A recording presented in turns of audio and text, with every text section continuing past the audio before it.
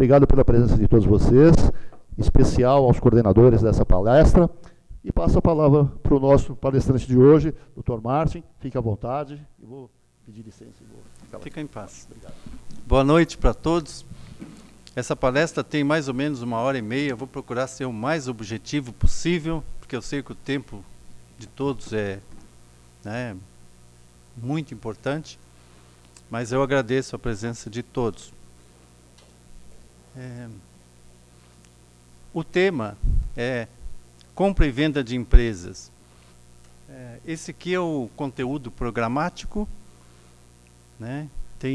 Nós vamos falar sobre o homem que vende uma empresa, a empresa que intermedia, o tipo de comprador, são muitos os tipos, sobre o governo, que ele também faz parte disso, tá? E o modelo de negócio de cada um.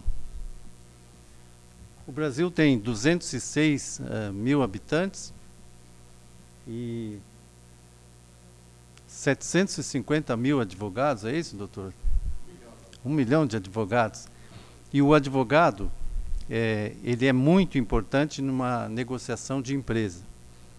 Então eu agradeço a oportunidade de estar aqui na OAB, porque o tema é bem voltado, dificilmente se negocia uma empresa sem um advogado. As empresas no Brasil são divididas em pequenas, médias e grandes empresas. E elas são medidas pelo faturamento, pelo número de empregados. Esses dados são públicos. São divididas em limitadas e SA, sendo que as SAs geralmente são abertas, capital aberto, e muito policiadas, muito vigiadas pela Comissão de Valores Mobiliários, e elas têm que demonstrar os relatórios gerenciais, balanços, diferente da empresa que é fechada, que não é tão auditada. A maioria das empresas no mundo são familiares. Tem uma estatística aqui que diz isso. Empresas complexas têm o seu lado positivo, mas um lado negativo muito grande. Começa tudo bem, mas anos depois é motivo de briga, e ação judicial, e é um trabalho complexo, indústria familiar. O Brasil é um país maravilhoso, onde todas as empresas vieram para cá, as mais importantes do mundo, todas automobilísticas vieram para cá, francesas, americanas, dos Países Baixos, como Macro, por exemplo, todos vieram para cá, todos investiram muito dinheiro, não foi pouco. Então é um país bom, 200 e tantas mil pessoas, é um lugar bom para ganhar dinheiro aqui. Mas, de alguns anos para cá, aconteceu o que nós sabemos. Uma crise de credibilidade, de ética, política, econômica, e aí nunca se quebrou tanta empresa, nunca tanta empresa foi embora, e nós ainda vivemos isso, ninguém sabe afirmar o que vai acontecer daqui a 1 ano ou 2, não sabemos. A OAB, essa casa, já se posicionou a respeito da presidência da República, é público isso, e é triste. Só que nós, as empresas, os negociadores, somos maiores que essas pessoas que estão aí administrando, que não são administradores, não são honestos. Então nós vamos falar hoje de empresa privada, não empresa pública. É empresa privada. E a diferença é grande. Na empresa privada, nós temos que ter aí muito estudo para ser um técnico, ser alguém nível superior, 2 faculdades, 2 pós-graduação, 2 idiomas ou mais, uma experiência grande. Também, se não tem pós-graduação, se tem um comércio, uma indústria, tem que trabalhar muito, chegar cedo, mas ser uma pessoa com raciocínio lógico para manter alguma coisa em pé. Um trabalho, uma empresa que dê lucro. Então, nós vamos falar sobre isso. Do outro lado, é diferente. Nós, por exemplo, essa casa, para ser um advogado, ele tem que fazer um curso de advocacia e passar por uma OAB, um exame dificílimo, que muitos não conseguem. Para ser operar a medicina, tem que ser médico. 7 anos de estudo aí, olha lá, muito trabalho. E para fazer uma ponte tem que ser engenheiro. Do outro lado, para ser um senador, um deputado, não precisa dizer, né? Não precisa nada, pode botar o dedo assim, semi-analfabeto, um português sofrível. Nós passamos pela ISO, pela Anvisa, por tanta exigência, auditados. E lá? Lá não tem. E administram bilhões. É o motivo que está assim o país. Pode passar. Ainda voltando ali, eu faço parte do CRA, o Conselho Regional de Administração de São Paulo, e lá a orientação para os empresários é assim: como quebrou muita empresa, a ordem é: fiquem vivos os que estão abertos, fiquem vivos, tenham inovação, criatividade. Eles passaram em cima dos procedimentos. Era uma exigência grande da ISO, das certificadoras, né, da administração. Passaram em cima disso. Fiquem vivos. Por quê? Está todo mundo fechando as portas. Hoje o que mais tem, quem está ganhando dinheiro é quem faz placas, assim, vende-se, aluga-se. Esses aí que estão ganhando algum dinheiro, porque está todo mundo alugando, vendendo, quebrando. Então, a orientação do CRA é assim: fiquem vivos, quem ainda está vivo, porque está difícil. A venda numa empresa, os motivos são muitos. E o empresário, ele tem que ser orientado a não vender só porque está ruim. É por uma questão estratégica, uma outra maneira, não porque está ruim. A maioria das empresas no Brasil, mais da metade, não tem um plano de negócios. O proprietário inicia na coragem, naquela vontade assim, empreendedora, mas ele não tem um DRE, um demonstrativo de resultado do exercício, ele não tem um plano de negócios, ele não tem uma administração científica, é na base da vontade, da emoção, ele vai bem até um ponto. Há um ponto em que a empresa começa a ficar maior do que ele consegue administrar. A criatura fica maior que o criador. Aí ele se assusta, aí ele fica preocupado. Eu tenho vários casos assim, que as empresas nos procuram e nós perguntamos por que ele está vendendo. Aí ele diz: eu estou assustado, estou com medo, cresceu muito e eu não tenho essa competência. Quer dizer, ele tem um problema. Por isso que ele prefere passar para um grupo que tenha condições. A empresa Dana, ela comprou aqui no Brasil mais de 20 empresas há uns anos atrás, e empresas de médio porte, tipo a Álvaros, a Dana, a Nakata, a Estevô, empresas aí com 500 empregados para cima. E ela fez um estudo, é uma empresa americana, a respeito de nós brasileiros. Ela diz que nós, o plano de negócios que deveríamos ter, o plano do brasileiro é não ter um plano. Por isso que ele não tem o plano de negócios. O plano do brasileiro é não ter um plano.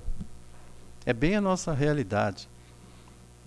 E na empresa familiar, diz que o dono, estudo deles, não sou eu que estou falando, eles falaram que o empresário brasileiro, ele deu certo, ele tem um certo poder, e ele diz assim: eu conheço o meu gado.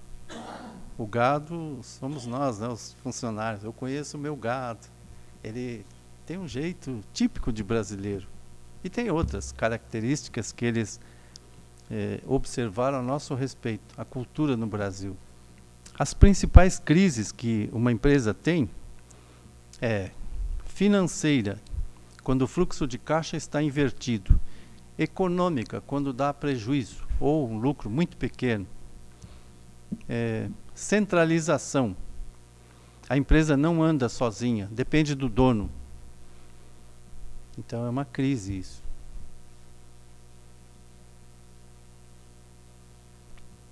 Existe um estudo sobre fundadores de empresa. Eles têm uma dificuldade muito grande de se aposentar. Ele não aceita se aposentar, ele tem um certo ciúme. Ele até coloca o filho dele lá, mas ele prejudica o filho dele em prol dele mesmo. É uma vaidade. Diz que é do ser humano, diz que isso é nosso. Não é para estranhar, parece que é nosso. O ser humano é assim. Ele põe o filho dele lá, ele deixa o filho dele errar. Aí vem aquelas funcionárias mais antigos, ou um funcionário, e diz: seu fulano, seu filho está errando, o senhor tem que voltar. Aí é tudo que ele queria ouvir. Quer dizer, ele prejudica o filho dele em prol dele voltar. Aí algum projeto que o filho tinha feito, ele deixou na gaveta, aí lá ele tira aquele projeto, uns meses depois, como se aquilo fosse dele. E não aceita ele sair. É uma dificuldade dele sair da empresa e passar o bastão. Esse estudo diz que isso é natural do ser humano. Os principais motivos que as empresas são vendidas são esses: cansaço, falta de sucessão, falta de tempo para acompanhar o negócio. Esses são os principais. Uma empresa, às vezes o proprietário ele se propõe a vender a empresa, ele não quer contratar uma consultoria, ele acha que ele consegue trabalhar no dia a dia e também se dedicar a vender a empresa. Mas ele não está acostumado a ser sabatinado. Quem chega não é um empregado dele, quem chega é alguém que tem mais dinheiro que ele. E esse alguém começa a fazer pergunta para ele e ele não está acostumado com isso. Ele não gosta de ser sabatinado, ele é acostumado a dar ordens. Aí chega alguém se impondo, ele não está acostumado com isso. Na hora de passar o bastão para o novo proprietário, depois que vendeu, ele requer um tratamento que não é para nem advogado, nem administrador. Aí é trabalho para psicólogo, para coaching. Aqui deve ter psicólogo, né, e coaching, que eu já vi alguns aqui. É trabalho para vocês, porque é difícil a pessoa passar o bastão para o outro. Essa semana mesmo eu tive um caso assim. Foi vendida a empresa já há uns 2, 3 meses já. E os dois estão com problemas psicológicos. Os dois. O que comprou e o que vendeu. Foge ao nosso trabalho. É trabalho para coaching, para psicólogo. E outra que também ele não... O proprietário ele gosta de... Ele não é claro na exposição dos relatórios. Ele omite informações e se o outro descobre, aí depois para recuperar é difícil. Para contratar uma empresa intermediadora, essa empresa ela é acostumada com isso. Ela faz isso a todo momento, ela tem o domínio sobre isso. Ela elabora uma sinopse, ela pode avaliar a empresa, ela pode fazer um trabalho oculto, busca comprador, nunca identificando quem é a empresa que está sendo vendida.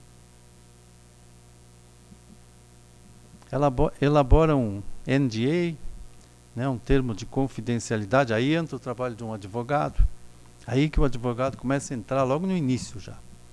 Elabora um termo de confidencialidade entre as partes. E esse termo de confidencialidade ele pode ser unilateral ou bilateral. Unilateral é quando ele só quer saber a respeito da empresa que está querendo comprar. Ele não fala ainda quem é a empresa que ele tem que está sendo vendida. Ou o outro que já declara os dois já de uma vez, assim. Pois aí na Think Consultoria nós não gostamos de mostrar quem é que... A gente usa aquele lá, eu quero saber quem é que está chegando. Quem é que está... Qual é o seu interesse? O que chamou a atenção? Qual é o seu CNPJ? Para eu poder pesquisar. Pesquisar, saber se não tem... Qual é o capital social dele? Qual é o... Tem protesto? Tem cheque devolvido? Como é que ele é? Eu não gosto de falar quem é o meu cliente. Porque o que não falta é especulador e pessoas que gostam de não ser honestos, vamos dizer assim. Golpistas. E o golpista, ele encanta a gente. Ele vem num helicóptero, ele vem num carro de $500 mil, um sapato de R$1.000. Ele encanta. A gente pesquisa ele está com a ficha cadastral boa, mas se a gente aperta um pouco, ele é um golpista. E aí ele já deu golpe e ele está querendo pegar a gente. Na Think nós já nos livramos de uns 3. E gente, não é gente fraca não. É graduado, é pós-graduado, é ex-delegado, é ex-não sei o quê. Não é gente pequena não. A intermediadora também ela faz as minutas com o advogado e o memorando de entendimentos. Ela faz o memorando de entendimentos também, que é um acordo entre as duas partes, um pré-acordo. Os advogados sabem bem, eu não vou ensinar os advogados, eu estou falando para os não advogados, viu, doutor? É para os não advogados. É um memorando de entendimentos, já está dizendo, é para se entender, ou prece, assim, qual é o objeto, o que está sendo vendido, é a empresa, é o imóvel também, qual é o valor, posso fazer a due diligence, se eu gostaria que o proprietário ficasse 1 ano comigo, essas coisas assim, pré-estabelecidas para depois fazer o contrato. Isso aí demora um pouco, cada um traz o seu advogado, a empresa que vende, a empresa que está querendo comprar, é serviço para advogado isso. E não é tão simples isso não. Essas empresas intermediadoras, cada uma tem um modelo de negócio. O que é isso? Tem empresa que não aceita trabalhar com menos de R$1 bilhão. Menos de 1 bilhão, ele não quer. Não é o caso da Think Consultoria. Na Think a gente não tem essa exigência. Tem empresa que só faz due diligence, que é uma auditoria.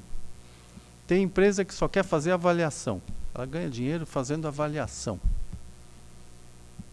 Não quer fazer intermediação. A Think atua em todas as áreas, desde o início até o final. Ela não tem essa exigência. Ela tem algumas, mas não são como essas grandes empresas que eles chamam as Big Four. Big Four seria a Price, KPMG, Ernst Young. Tem mais uma aí que eu esqueci. Deloitte, essas aí. Essas são as maiores. Essas aí, elas gostam de empresas grandes, porque tem uma estrutura muito grande, são muito competentes. Então, cada uma tem o seu modelo de negócio. Tem os bancos também. Banco também sabe avaliar, banco sabe até o saldo das empresas, né? Em primeiro lugar, numa avaliação, a pessoa tem que entender o porquê que ele está avaliando. Eu vejo muita gente avaliando no mercado errado. Em primeiro lugar, tem que saber por que o empresário está querendo vender, ou por que ele está querendo avaliar. Porque dependendo, se ele falar assim, olha, é briga de sócio, é a pior coisa que tem. E o juiz aceita o balanço de determinação, que é uma avaliação, é uma metodologia, não vai com outra lá que o juiz não aceita. Ele quer o balanço de determinação. Então, já tem que direcionar para essa metodologia. Não sendo isso, pode ser as outras. Tem várias outras para avaliar. E a avaliação, eu vejo muita gente olhando o fluxo do caixa, só se fala no fluxo de caixa. Minha opinião, bem errado. O fluxo de caixa é a consequência. A causa raiz, ele não foi lá ver a causa raiz, por que está indo lá para o caixa o negativo. Então, antes de falar do fluxo de caixa, mostra competência, vai lá na fábrica, lá nos processos de fabricação, na engenharia, nos projetos, e vê como é que ele está trabalhando. Será que ele está trabalhando em linha ou em células? Ele tem o Kaizen, uma ferramenta de primeiro mundo, tem o Six Sigma. E o maquinário dele, como é que é? Produtivo, é improdutivo? E a iluminação dele, como é que é? É aquelas firma ruim, apagada. Uma vez eu participei de uma palestra do presidente do Macro, ele disse o seguinte, que quando eles compram um empreendimento, um mercado, eles aumentam a iluminação. Porque a iluminação, o consumidor compra 30% a mais de que quando está escuro. Quando está escuro ele tem sono, ele não compra. Então a iluminação é uma coisa importante na avaliação. E ele tem certificação da Anvisa, da ISO, TS, ele tem o GERIC da Caixa. Cada setor tem o seu, construção civil é o GERIC. Se ele tem o GERIC, ele entra na Caixa, ele tem facilidade de conseguir dinheiro. Se ele não tem, não consegue. Eu negociei uma empresa uma vez, só porque tinha o GERIC, R$1 milhão. Sem nenhum empregado, nenhuma máquina, só o GERIC. 1 milhão. Agora, e a Anvisa? Aí é para outro setor, de alimentação, frigoríficos, né? E ISO TS, aí é para montadoras. Se não tem a ISO TS, nem vai lá na montadora que ele não te atende. Tem que ter. Então, quanto vale isso? Então a avaliação não é só o caixa, não. Tem que ver essas várias pontas. E o ponto dele? Quanto vale o ponto por ele estar ali? E a marca? E se ele tem a patente? Eu trabalhei numa empresa que eles tinham a patente por 10 anos. Ninguém podia vender, só ele. Ganhou dinheiro, muito dinheiro. Claro, ele tinha patente. Então, se a empresa tem a patente, não adianta olhar o fluxo de caixa. Analisa. E o estoque? Tem empresário aí que diz, meu estoque está lotado, viu, Martin? Meu estoque aqui, dá uma olhada no estoque. Realmente, está lotado o estoque. Aí eu pergunto, deixa eu ver o seu contas a pagar. Ele não pagou aquilo lá ainda, então não é dele. E, uma vez eu negociei uma empresa, e eu levei ali na região de Campinas, um especialista lá para ver uma empresa de cosméticos. E aí, o homem dizia, meu estoque está lotado. Aí o homem que entendia olhou assim, falou, esse estoque dele está tudo ultrapassado, tudo, não vai vender nunca. A metade aí não vai vender nada, tem que jogar fora, não vale nada isso aí. Vale na cabeça dele, mas não... Então, estoque é uma coisa que tem que analisar direito. Conciliar o contas a pagar e o a receber, o estoque dele. Não dá para acreditar em tudo que eles dizem. Porque ele omite.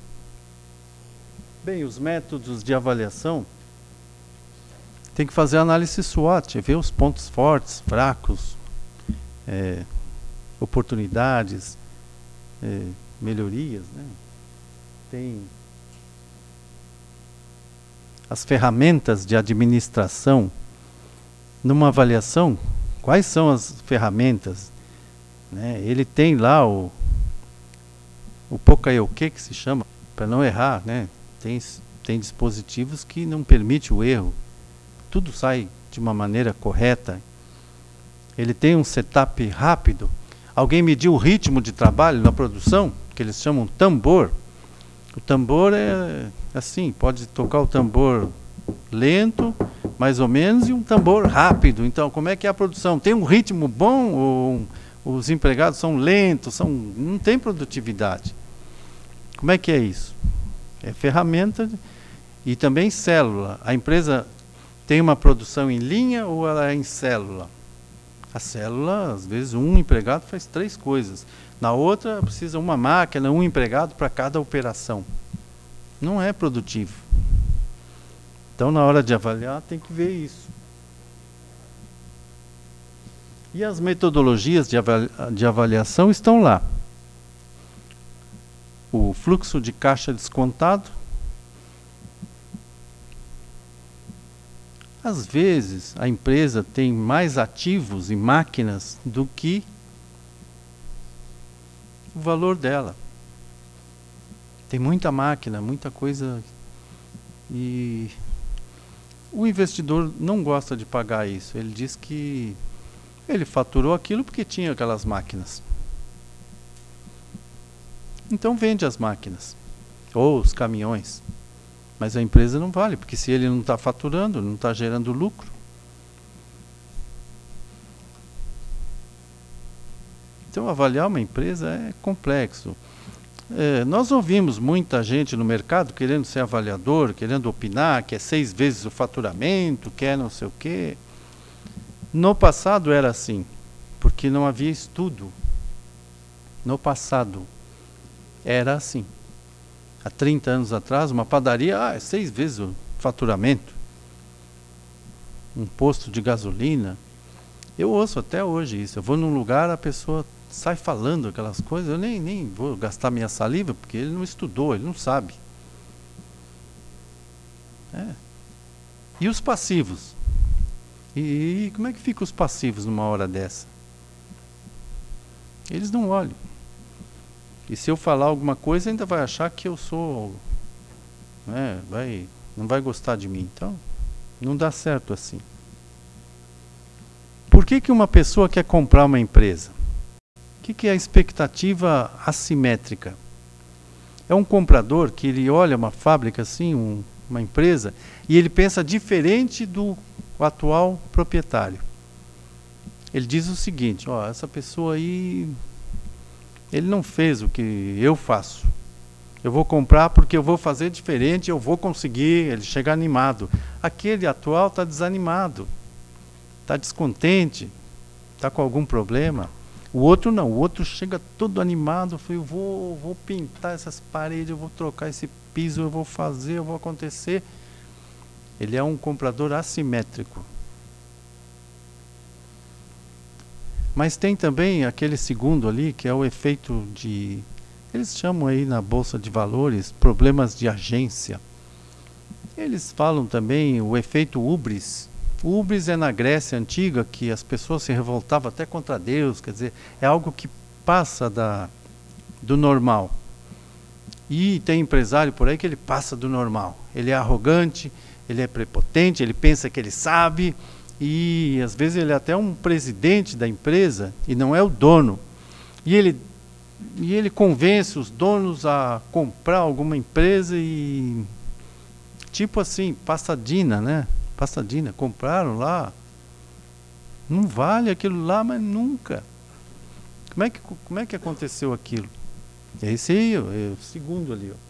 Irracionalidade individual ou até coletiva de alguns malfeitores, que quem pagou a conta foi nós, né? Alteração na forma de governança corporativa. O que é isso? Qual é a diferença de administração corporativa e governança corporativa? A administração corporativa é do presidente para baixo. Presidente, diretor, gerente, supervisor. Aqui na governança não. Aqui é do presidente para cima, sócio, auditores independentes, conselheiros,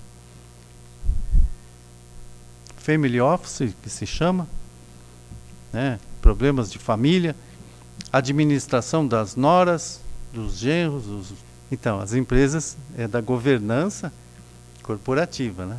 Para evitar isso. Eles têm reuniões, segura esses malas, segura esses parentes para não estragar a empresa. Agora há pouco eu falei, o Matarazzo, quem quebrou o Matarazzo não foi o produto, foi a família. O COFAP, o seu Kaczynski, Ele colocou lá filhos, nora, genro, depois ele precisou vender porque não conseguia demitir essas pessoas. Eles se apoderaram lá, ele vendeu. Eu trabalhei numa empresa assim também, que o dono preferiu vender a empresa, porque ele tinha os diretores tudo há 35 anos lá. Ele preferiu vender a empresa do que demitir as pessoas. Porque ele também formou aquilo. Ele que formou eles. Aquelas criaturas, ele que formou. Ele preferiu vender. Aí quem comprou na primeira semana demitiu tudo. Fusões e aquisições como forma de dividendos. O que é isso? É o chamado serial acquirer. É um comprador em série. Ele compra uma empresa aqui, uma empresa ali, uma empresa ali, ele pega um prolabore aqui, outro ali. A soma desses prolabores é alta. Então ele é um comprador de empresas. Compensação tributária. É um comprador que ele tem um alto lucro e essa empresa tem um bom prejuízo. Então ele concilia. Ele compra com o propósito de fazer um trabalho contábil ou tributário. E ele paga essa empresa com o próprio lucro da tributação, desse equilíbrio do lucro e do prejuízo. Custos de reposição de mercado. Isso aqui é aquilo das máquinas. A máquina vale mais do que a máquina chama mais atenção do que a empresa. Sinergia. Sinergia que as empresas, uma compra a outra para ganhar escala. Que aí ele não contrata, tipo assim, a Auto Latina, para dar um exemplo. Fizeram o quê? Uns anos atrás, uns 25 anos atrás, 20 anos, eu não lembro.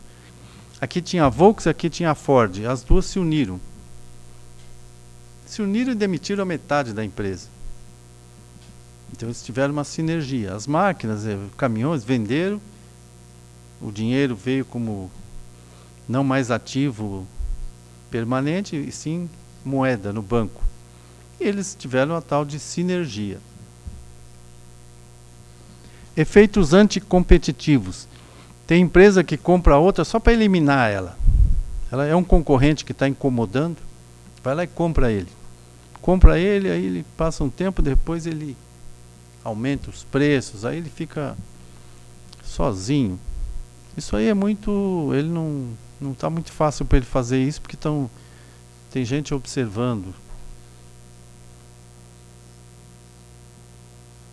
Redução do risco da insolvência. Às vezes uma empresa ela tem uma sazonalidade diferente uma da outra, e essa aqui tem um financeiro, e essa aqui um financeiro, essa aqui tem assim uma inadimplência, então ele compra as duas para ele equilibrar. Até tem a inadimplência, mas ele comprando as duas ele tem equilíbrio. E o poder de mercado é como, por exemplo, a Consul e a Brastemp, um tempo atrás, uma comprou a outra, ou se uniram. Quem é que suporta isso? Essas duas gigantes numa só. Pobre do fornecedor. Eles esmagam o fornecedor. Por quê? Aqui tinha fornecedor e aqui também, agora é uma só. Então ele dita a regra para o fornecedor, ó, tem que ser assim, tem que ser dessa maneira. E aí, com todo mundo ele age dessa forma.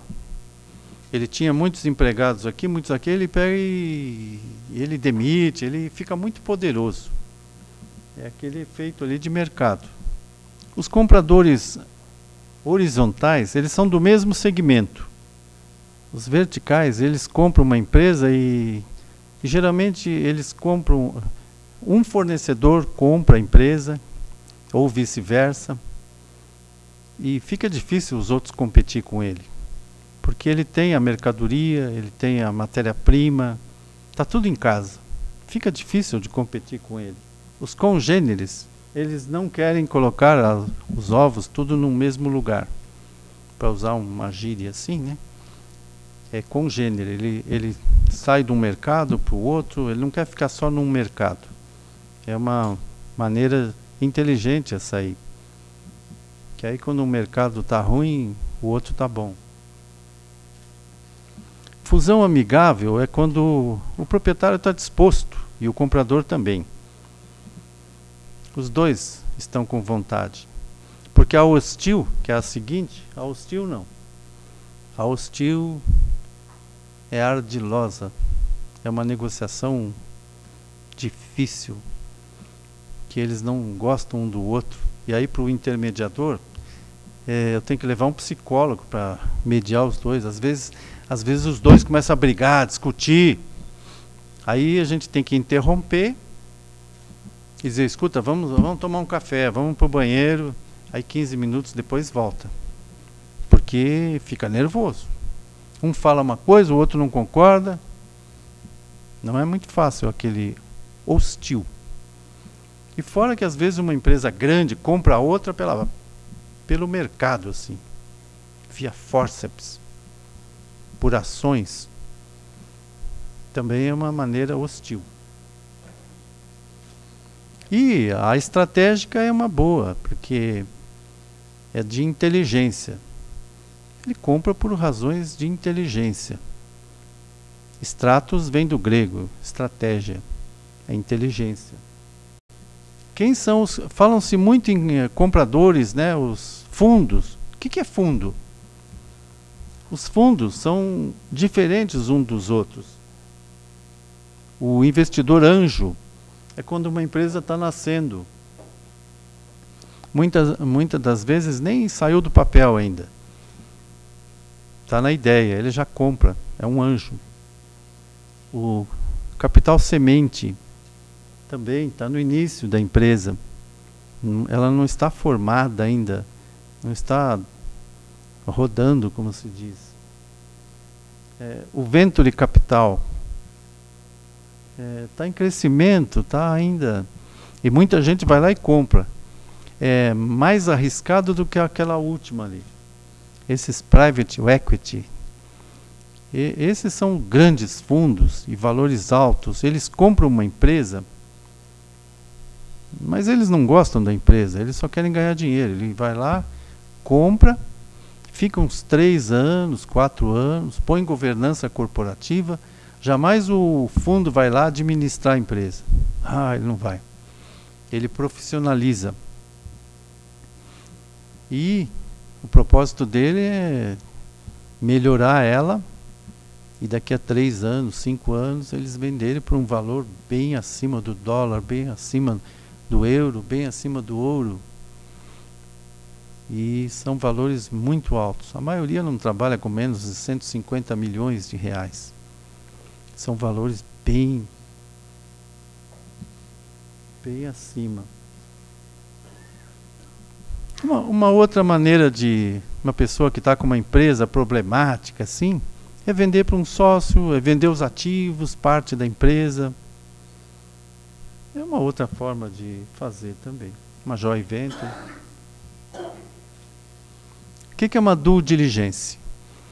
Due diligence, para os não advogados, né, quando a gente vai comprar uma empresa, tem que analisar o que essa empresa, como é que ela está. Não é olhar a parede dela assim e só o balanço dela. Tem que ver os riscos passados, os presentes e os possíveis no futuro. Aí é uma equipe de contadores, advogados e técnicos para fazer esse trabalho. Esse trabalho não é simples, ele dura aí tranquilamente, se é uma empresa pequena, é 1 mês. Às vezes é 3 meses, 4 meses, 6 meses, dependendo do caso. Eu acompanhei um hospital aqui na Moca, ficamos 3 meses fazendo essa due diligência. Envolveu uma equipe muito grande, que também tinha problema para todo lado lá. Então isso é uma due diligência. É mandatório, numa negociação tem que fazer. O que é risco? Tem uns 15 tipos de risco que alguém, quando vai comprar uma empresa, ele tem que... Tem até uma norma agora. Não havia essa norma, é nova. ISO 31000. É contra riscos. Risco de estratégia. Quanto custa uma estratégia errada? Digamos que a pessoa comprou uma metalúrgica, ou ele colocou um hospital num lugar que, no meio de um rio lá, de um banhado, que não vai ninguém. É um erro de estratégia, ele deveria ter visto um estudo antes. Risco operacional, uma operação errada, funcionário incompetente, vai ter um custo para demitir. E quando uma empresa demite alguém, até recuperar vai uns 6 meses, 8 meses, até depois que ele demitiu para voltar ao normal, porque ela sente aquele baque da demissão. Risco de cliente também. Quanto vale uma reputação errada também no cliente? Para recuperar isso, e a empresa vive do cliente. Risco competitivo, financeiro. Uma empresa, quando entra numa crise financeira, para sair é difícil. Tem que calcular isso aí. Em quanto tempo ela sai? Geralmente o que se faz é o tal de turnaround. Colocar a empresa no lugar. Não é fácil isso. Porque quando tem dinheiro é melhor, né? Mas quando não tem, para fazer isso, eu já fiz. Eu já tirei uma empresa da concordata e outra da recuperação judicial. Não é à toa que eu fiquei assim, ó. Eu tinha cabelo igual o seu. Mas aí depois que eu trabalhei nisso aí... Vamos lá, outro. Tem o risco fiscal também. Tem empresa que trabalha sem nota, meia nota. Ainda não aconteceu nada, mas se fizer uma due diligência aí, quem compra, o risco existe. Que se um fiscal pegar, ele vai calcular lá para trás. Os advogados sabem bem disso. Existe o risco. Então, na hora de negociar, lá na frente a gente vai ver a negociação. Tem que fazer alguma coisa prevendo isso. E esse risco último ali, risco país, aqui no Brasil hoje tá difícil para... Eu tenho clientes aí que compraram uma arma. Eu tenho um que comprou uma arma, um japonês, ele tem uns 75 anos. Ele veio do Japão quando tinha 19. Nunca descontou uma duplicata, sempre honesto, barbaridade. Agora ele já está descontando duplicata, vendeu um carro, colocou na empresa, vendeu um terreno, colocou na empresa, e a empresa não está, e ele comprou uma arma. Pobrezinho. Aí a filha dele me chamou para ir lá. Ela falou que queria avaliar. Não, ela queria avaliar para vender. Aí ela começou a falar do pai dela. Meu pai comprou uma arma, meu pai veio do Japão, muito honesto, e ele não consegue conviver com isso. Eu falei, chama seu pai. Ela chamou o pai dela, falou, eu sou brasileiro, aqui o senhor não está acostumado com isso, a gente sabe conviver com isso, o senhor não. Agora, se o senhor fizer isso aqui, vai ficar essa moça aí, sua filha, o seu filho aí, sem o senhor. Manda tudo para o inferno, chama um advogado, dá na mão dele esses tributos para ele administrar, não paga, salva a sua empresa, faz alguma coisa. Que? Se matar o quê? Aí a filha dele levantou e falou, posso te dar um abraço? Eu falei, pode. Aí ele também começou a chorar, me abraçou. Eu não sou psicólogo, mas tem que fazer que nem psicólogo, né? Ajudar a pessoa, porque imagina, ele não aceita ter que descontar uma duplicata. E é uma transação mercantil honesta, não tem nada de errado, mas ele não aceita. Está na cabeça dele, japonês. Eu estou vendo que tem um ali, né? Então, dá dó, né? Mas é a realidade do país, assim, né? É cultura. E outra coisa, cultura, e negociar assim, empresa, eu tenho também com chinês. Eu tinha uma rede de supermercado para negociar, e uns chineses me procuraram, e eu com o NDA, assim, para eles assinar o termo de confidencialidade. Aí o chinês interlocutor, meu parceiro, falou, rasga isso aí. Eu falei, mas eles têm que assinar o termo aqui. Eu falei, eles lá vão querer assinar esse termo, esses chineses aí, para começar, não sabem ler nada. Eles não têm documento. Agora tem uma coisa, isso aqui eles têm. Então rasga esse teu procedimento aí, que é um procedimento científico, normal, né? Mas para chinês não, para esse caso não. Aí eu falei, tá certo, fiquei com cara de bobo assim. Tá bom, tem razão, é cultura. Bem, aí vem aqui entram os advogados para valer, né? Que é na hora das tratativas. Aí, dos dois lados, vem os advogados. Aquela transição ali, como é que funciona? Fazem um cronograma de eventos. Cláusula de auditoria para o comprador dizer que não sabia. Que nem um ex-presidente aí que não sabia nada. Tem que saber. Nessa cláusula de auditoria, ele viu, ele teve tempo, 30 dias, 60 dias, 90, ele teve tempo para ver, sim. Depois não vem dizer que não sabia.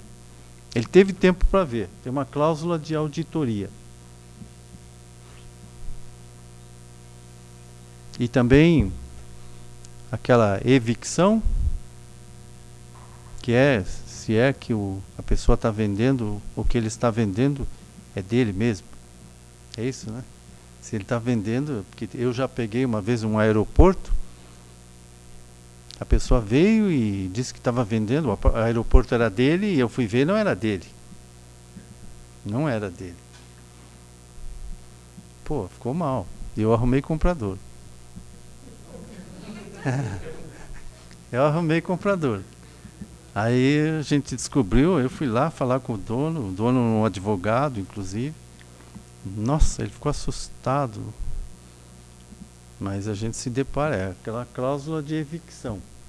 E a emissão de posse é que no dia que entra um e sai o outro, faz um termo lá. Ele pode até continuar, mas a partir dali é um e para trás é o outro. Se esse novo cometer algum ato aí que não é da lei, ele vai responder, não é mais o outro.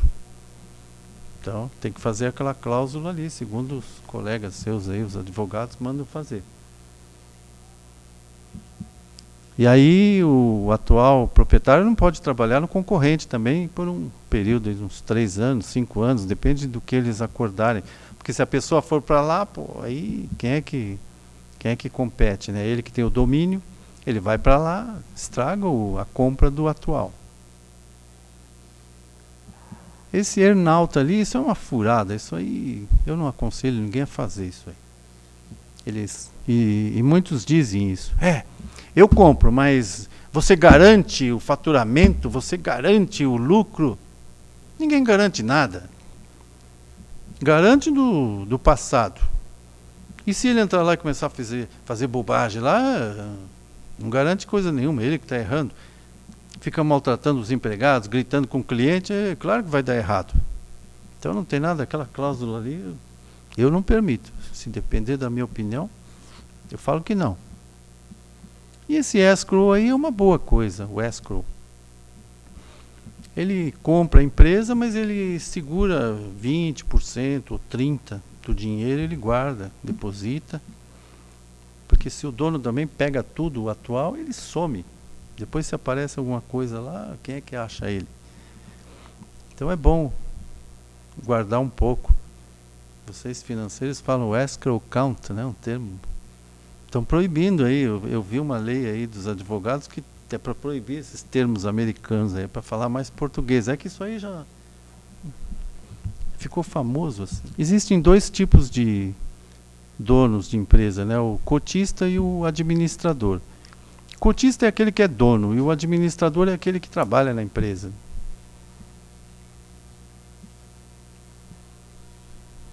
Tem muito comprador de empresa que quer comprar e não quer dar garantia de nada. Ele quer parcelar e não dá garantia.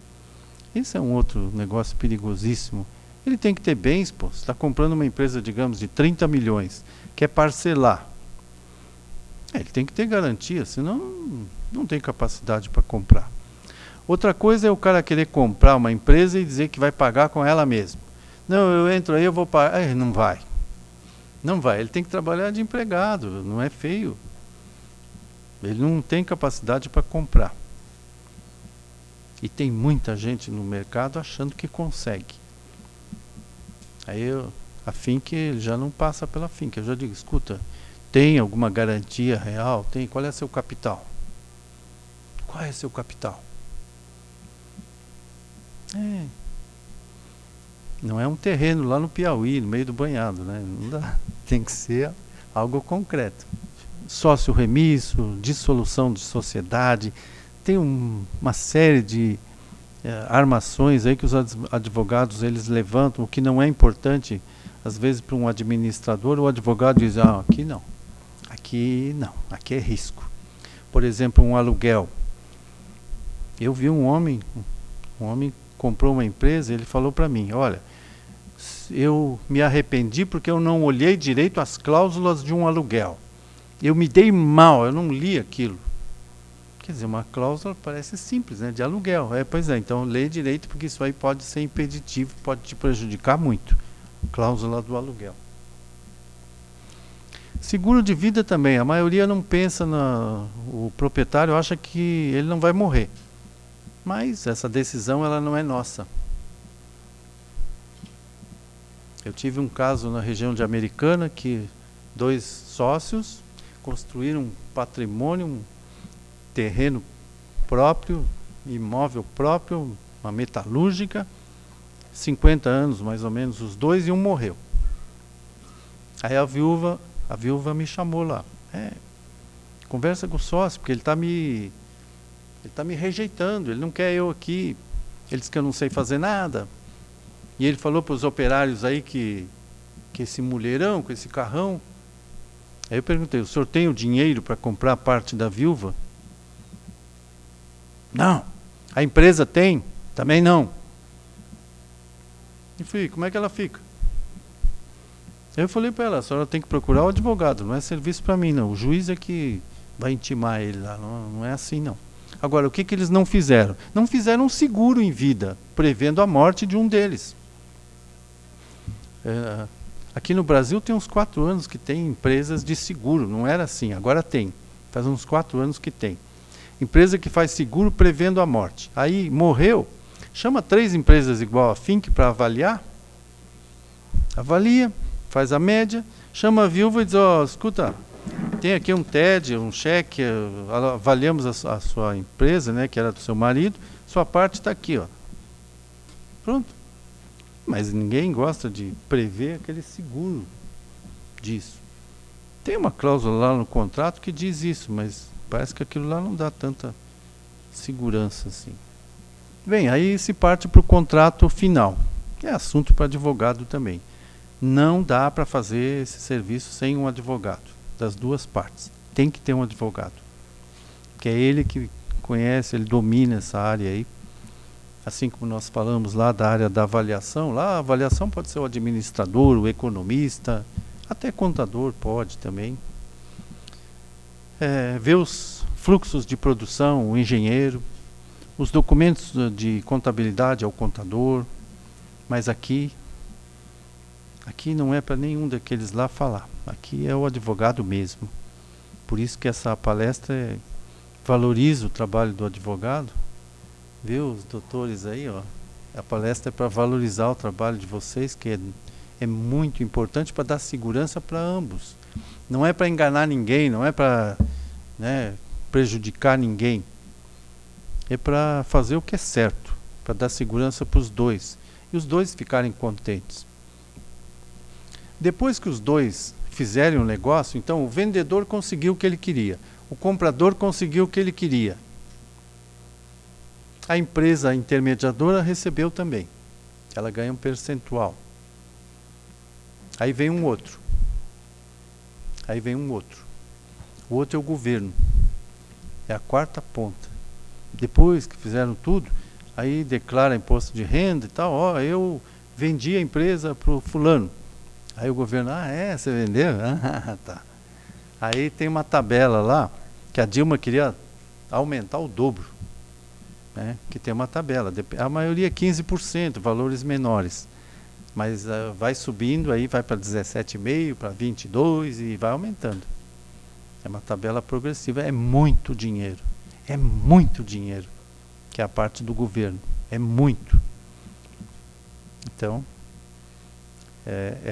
assim, e muita gente avalia a empresa sem calcular a parte do governo. Tem que prever e tem que colocar na avaliação isso. Tem muito empresário que ele faz sozinho, ele põe lá e não prevê isso. Aí depois que ele vende tudo, aí que vem a conta do governo, nossa, aí ele, pô, mas não sobrou nada para mim. Deveria ter visto. Não é nada, é 15% do... É muito. E não tem volta. O governo não perdoa. Fez, errou, vai ter que perder. Então, antes, tem que prever tudo. Todas as pontas tem que prever. Não é um trabalho qualquer. Não é vender um carro.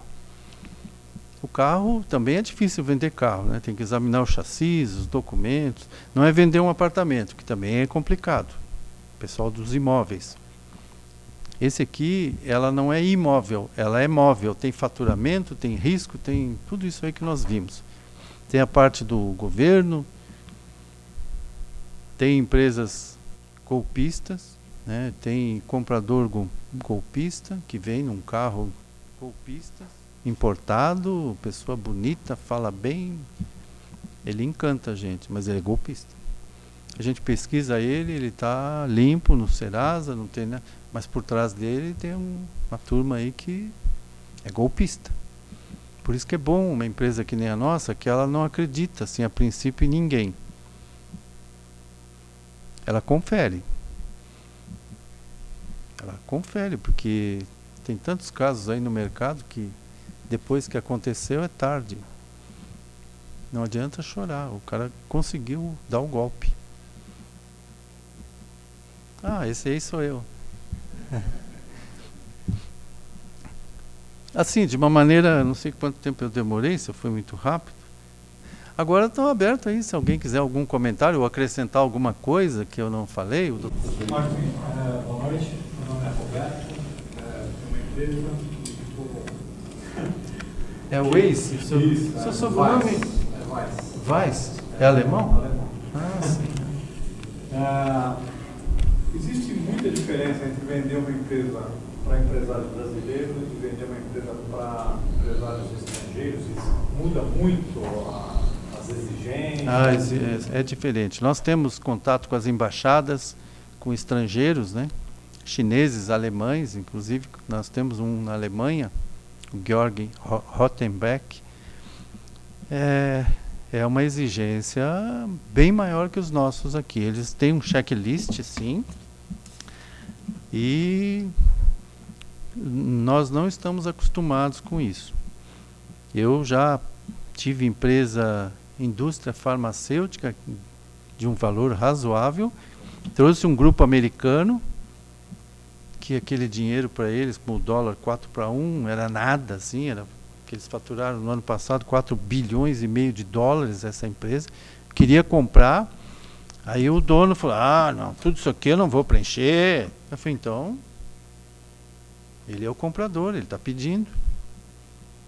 Ou seja, há uma rejeição. E tem comprador também que ele complica, ele é o problema. Ele quer vender, mas quando a gente traz alguém assim, aí ele não quer vender, ele não sei.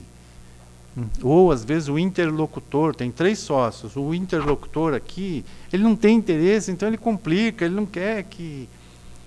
Aí que entra um trabalho de psicologia. Eu não sou psicólogo, mas tem que entender que o que ele está falando não é a verdade. Ele está falando uma coisa e pensando outra. E o europeu, o americano, ele é objetivo, ele não perde tempo, ele não desperdiça a palavra, ele é direto, assim, não tem muito blá blá blá com ele. Essa semana eu fui numa empresa que eles eram coreanos. Eu nunca tinha visto coreano. Durou o quê? 20 minutos, mais ou menos, a reunião. Mais ou menos 20 minutos. Um nem falava português, nada. O outro falava um português ruim. Objetivo, assim, o extremo. Aqui, tá. Terminou. Nós, no Brasil, a gente fala muito, né? Demora. Eles não. É rápido. São objetivos. E eu percebo que é diferente do nosso comprador aqui, que ele tolera mais. Uma vez eu trouxe um homem belga para ir no interior de São Paulo comprar uma empresa. Aí chegou lá, a empresa não tinha o DRE. Aí ele olhou para mim assim, como se eu fosse o culpado. Ele não tem o DRE? Como? Eu não quero comprar, ele não tem o DRE. Quer dizer, ele tinha razão. Mas é o estilo brasileiro de trabalhar. Ele não quis. E dinheiro não faltava, não. Ele não quis porque não tinha. Eu falei, mas escuta, dá para fazer o DRE. Então, mas ele não fez. Sim, é muito enérgico, tem um estilo. Sim.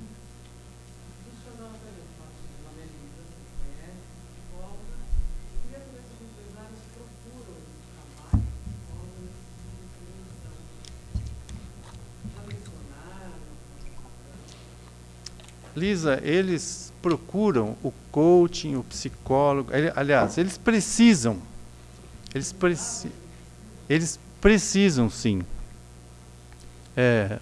Essa semana, terça-feira, eu tive com 2 empresas, assim, um que vendeu e o que comprou. Os 2 me pediram ajuda. Os 2. Porque os 2 estão com um problema psicológico. Eles pediram, eu preciso de uns conselhos. O que vendeu, agora ele vendeu, ele não sabe o que ele vai fazer. Ele está pensando se vai trabalhar na Itália, se vai não sei o quê. Ele está meio perdido, está com problema de obesidade, ficou um pouco gordo porque ficou nervoso.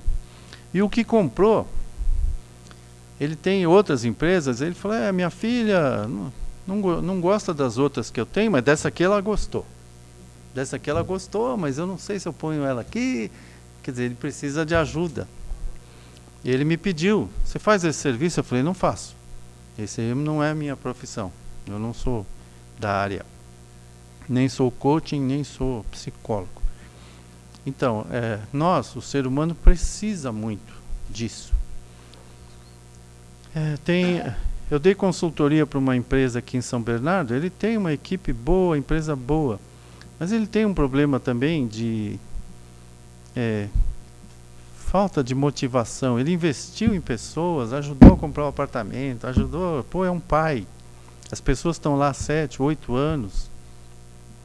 Mas eu fiz uma reunião, assim, uma dinâmica com eles lá de trabalho científico, né? Eu olhava assim, um desânimo, e um salário alto registrado. Ou seja, eu falei para o proprietário, não é meu trabalho esse aí, precisa de um coaching, de um psicólogo, de alguém. Eu não sei fazer isso aí, não é minha atividade. Então, eles precisam. Mas às vezes, Lisa, está com problema de verba, de dinheiro, né? Então, a crise, as pessoas até sabem que tem o problema, mas tem receio de colocar aquela despesa, né? Que não seria uma despesa, seria um investimento, né? Sim. Quais são os critérios, as técnicas, as formas para a avaliação de bens incorpóreos, assim, como, por exemplo, marca, credibilidade de mercado? Quais são as técnicas possíveis para avaliar isso? É a metodologia mais difícil que tem, que se chama goodwill. O goodwill é aquilo que não é tangível. O que é tangível dá para somar. Quanto vale essa máquina? Quanto vale esse caminhão? Isso aí dá para saber. Mas quanto vale uma marca? Epa. Aí tem uma metodologia assim.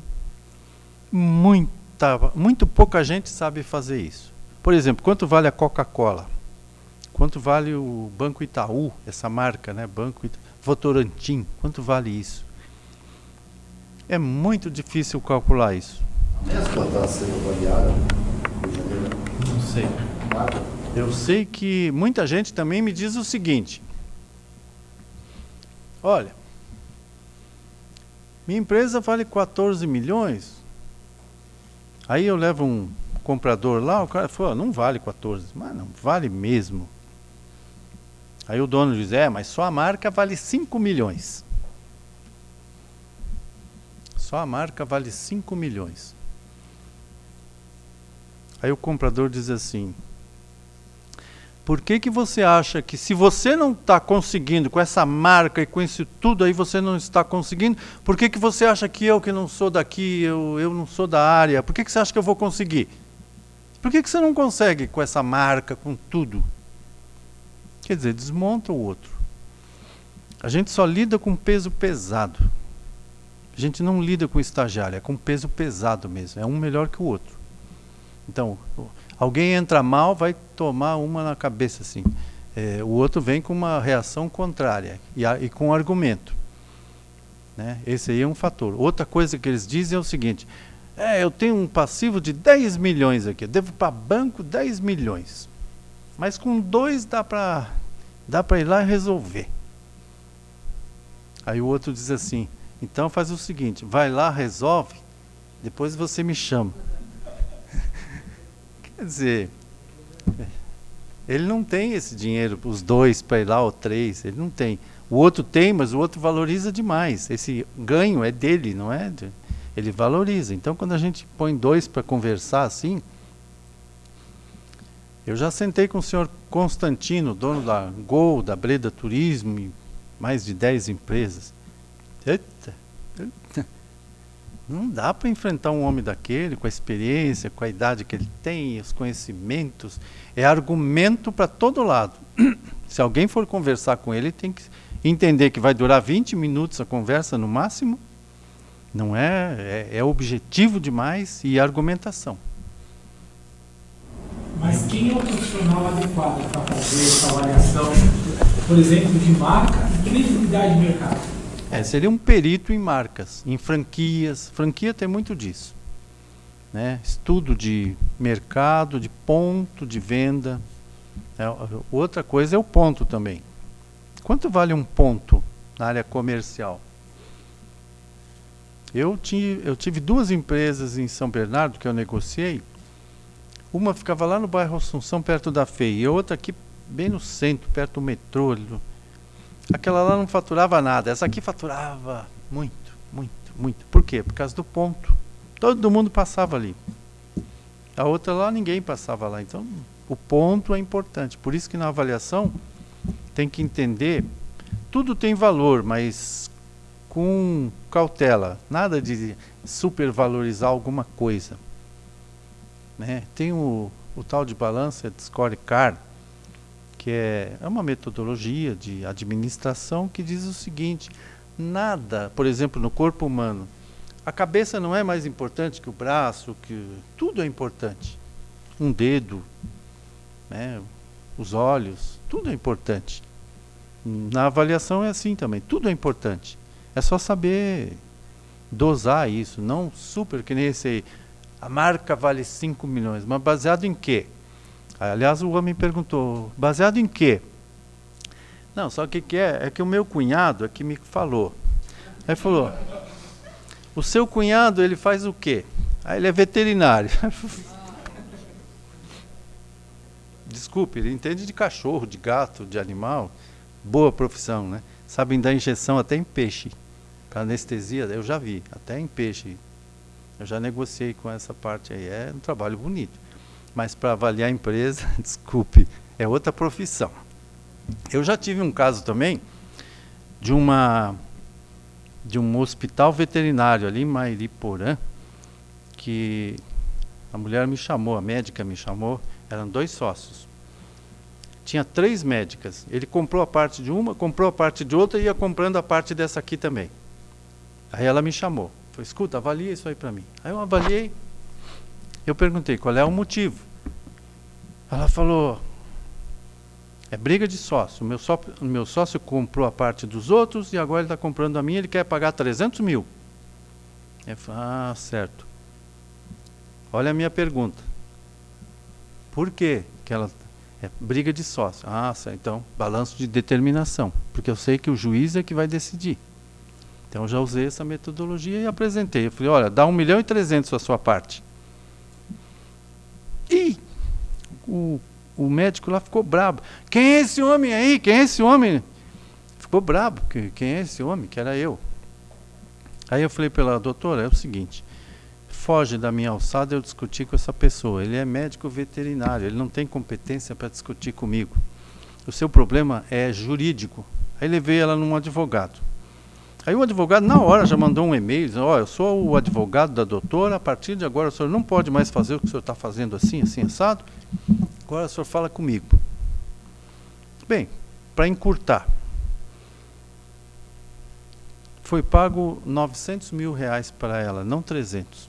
Não foi os 1.300.000 que eu falei. Ela recebeu 900. Quer dizer, um profissional que eu não quis prejudicar nem ela, nem ele. E ele medir força. Quem é esse homem? O advogado até falou, esse homem ele é administrador, ele é perito em avaliação, ele é do ramo. Ele não é outra profissão, não é veterinário. Então, tem muito disso. Pessoas não qualificadas. É que nem futebol, todo mundo quer opinar sobre futebol. A gente não é. Opina, mas não é do. É como eu opinar a respeito dos advogados.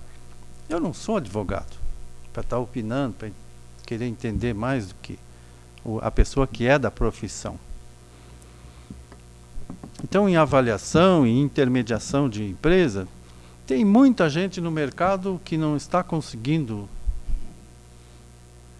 Às vezes trabalha com imóveis, com outras coisas, e quer vender empresa. É diferente. É outro serviço. Se perguntar quantas empresas ele já vendeu, nenhuma. Se a gente faz uma pergunta ou outra ele não sabe, a gente tem que saber aparecer um balanço, um balancete, tem que saber os procedimentos, tem que ter o domínio, senão vai passar vergonha. Não basta querer, só a vontade. É como eu nunca fui fazer uma, que nem vocês fazem lá no tribunal, acho tão bonito. Sustentação oral, eu já vi. Pô, que trabalho bonito aquele. Quer dizer, eu não tenho essa condição, não fui treinado para isso, mas eu acho bonito demais fazer uma sustentação oral. Vocês foram treinados, então é da profissão de vocês. Você começou a apresentação citando aquela animada, falando do mercado, do Brasil, esse momento. Isso tudo pode ter um aspecto positivo para se vender uma empresa ou é um momento que tudo está desvalorizado e tal? Olha, assim, o propósito de cada pessoa, ele não pode estar com um problema e não falar nada. Por exemplo, ele tem uma empresa que ele está descontente por algum daqueles motivos ali. Não tem sucessão, não está dando lucro, ele está cansado e etc. Ele tem que tomar uma atitude. Ele tem que procurar uma empresa que nem a minha, porque ele não vai escrever lá, vendo. Não deve. Então ele tem que procurar uma empresa que seja oculto, que não ponha o nome dele, nem o nome da empresa dele, nada. E essa empresa se encarrega de achar um comprador.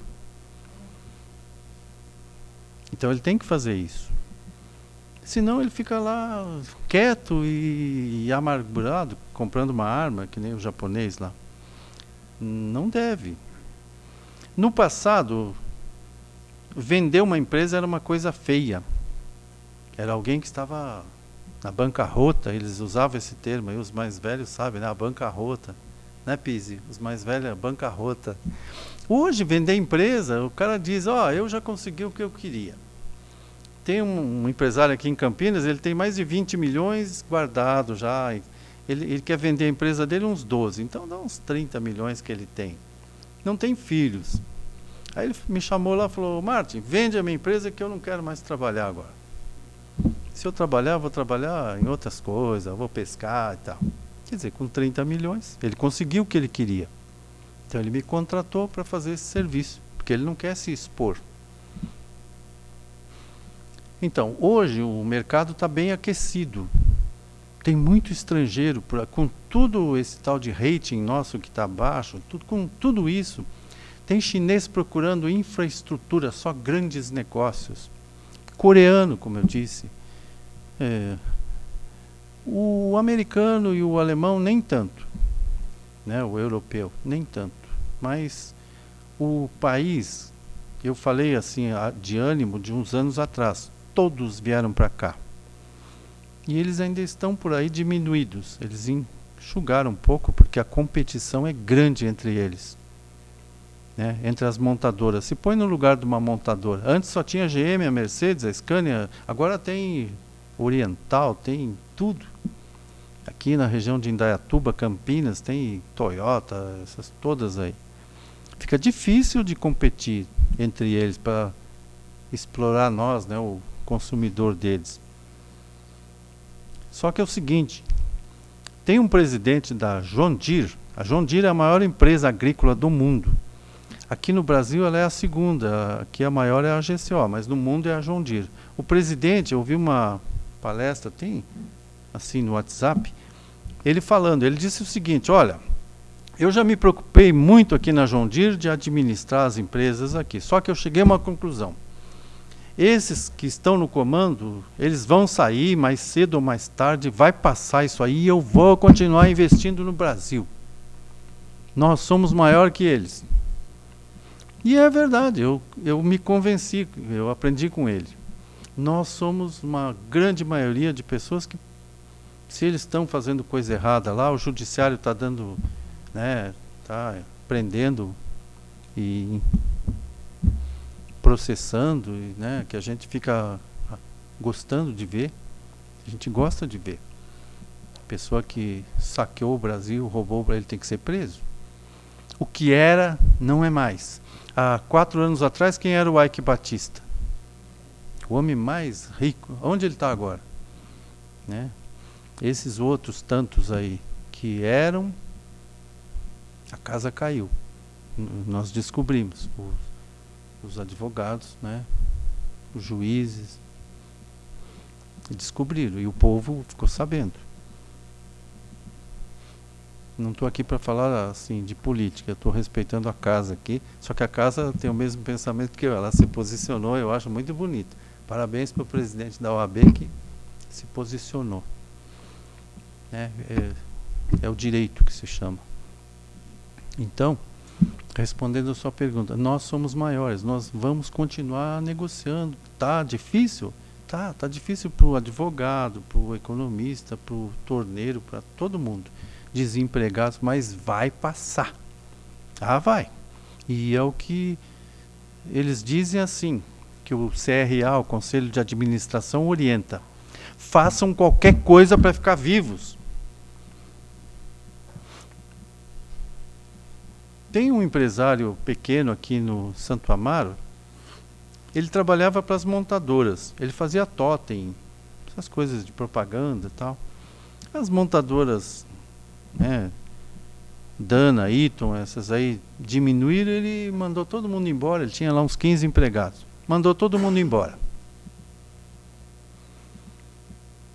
Mas aí o filho dele disse, pai, tem essas máquinas aí, vamos fazer umas rolhas para garrafa de vinho, para um suporte para o vinho, em vez de fazer para as peças, faz um suporte para o vinho. Resumindo, a empresa foi indo, esses dias eu vi, ele saiu no Grandes Empresas, né? Pequenas empresas grandes. Eu vi ele lá. Já contratou também, acho que não tem os 15 ainda, mas já está com uns 10, 12. E está todo animado, deu uma entrevista lá. Não, olha, sabe o que é? Eu tinha quebrado praticamente, mandei todo mundo embora, mas aí, hoje eu não quero mais, se voltar a montadora, eu não quero mais, eu quero esse aqui. A experiência me ensinou, quer dizer, é isso que o CRA ensina para nós, empresários, né, que eu sou consultor, eu tenho que passar consultoria para os empresários. Muda a rota, faz alguma coisa, o que era não é mais, mudou. O país mudou. O Ike era hoje não é mais, mudou. Falei o Ike para não falar outros, mas mudou. Então, nós que somos honestos, aí estamos procurando oportunidades. Está difícil? Tá. Para fim que está difícil. Nós trabalhamos muito, estudamos muito, está difícil. Não sei se aqui alguém está dizendo, para mim está bom, está fácil. Não, acho que não está bom, está difícil. Mas vai passar. Vai passar. Podemos, né? Que é o advogado bem sucedido, né? Boa soma e ele emprestado para ele. Os seus olhos são sapatos, né? Ele é bem sucedido porque ele estudou, ele é honesto, ele é do bem. Muito bem do bolso, né?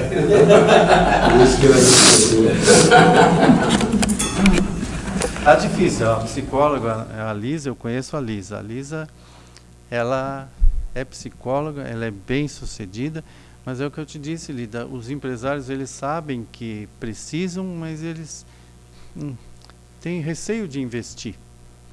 Não só na sua área. Ele tem, por exemplo, para comprar uma rede de caminhões, né, uma nova frota, ele sabe que ele precisa, mas ele segura um pouco. Aí ele compra uma parte, ele está meio ressabiado, assim, com receio.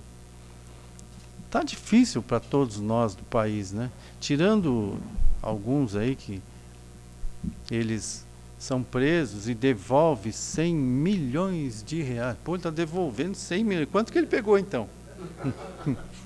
Ou os traficantes, né? Que, tirando os traficantes e esses aí, nós, assim, tá difícil, viu? Tá difícil. Tem que ter esperança. Porque se eu for olhar o que tem na televisão, assim, pô, eu vou ter que... Tá difícil. Eles só falam em coisas só de cadeia, ninguém fala de um projeto de país, né? Um projeto de empregos, só coisa ruim, só prisão. Propina é o termo mais usado. Pô, é difícil isso. A pessoa põe um terno, um sapato, mas só rouba. É o contrário do que a administração preconiza. O Rio de Janeiro, por exemplo. Saquearam o Rio. Não tem dinheiro para pagar os aposentados.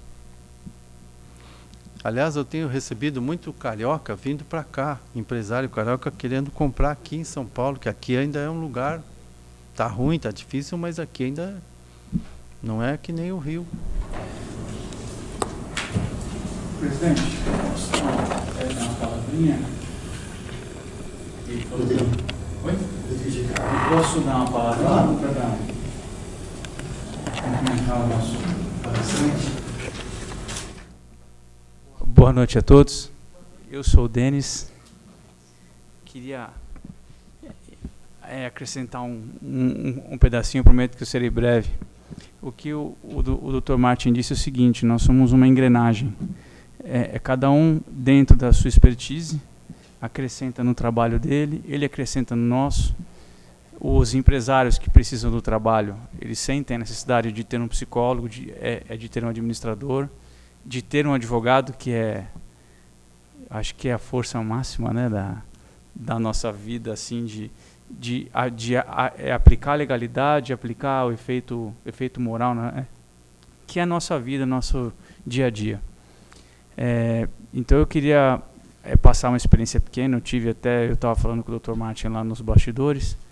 Eu tive um caso de uma empresa de médio para grande porte, que os sócios brigaram, faturamento de quase de 150 milhões ano, se esvaindo, até que entrou uma pessoa administradora, que era exatamente o ramo que ele faz, ele dá consultoria administrativa, e ele pôs os pingos nos is, mandou a família inteira embora, pôs um gestor, acertou a parte de máquinas, e a empresa se floresceu e se regenerou. Então eu acredito que cada um dentro da sua engrenagenzinha consegue contribuir para um trabalho que se faz.